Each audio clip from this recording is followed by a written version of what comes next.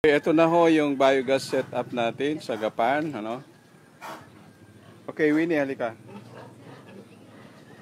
Ayaw, Hindi, si Winnie. Hindi, ibig sabihin, ako ang susutin mo. dati ako na yung globe. Yeah, ayos Talaga palang nagbubula-bula. O yan, yan yung methane gas, no? Yan. Dati baka mahulog. So, ito ho yung itsura ng itsura ng septic tank ninyo na punong-puno ho ng methane gas, ano? Ayan, yung bumubula pong yan, ano? So, makikita nyo na septic tank to, pero wala hong amoy, ano? Ayan, andito pa yung isang kinubera na septic tank na. Ngayon, pupunta na po tayo doon sa gasol at sisindihan na natin.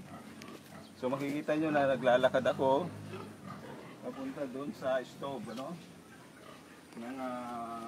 Siguro merong mga 20 meters ito, ano? So ito ko yung linya ng gasol. Ito ko, ayan. Ito ko ngayon, pupunta ngayon doon sa cooking stove, no? Punta na po siya ngayon at sisindihin na natin. Unti-unti. Ayan. And then, asan na po yung posporo natin. And then, ayan. Sisindihan na natin at lalabas. Ayan. Kita nyo.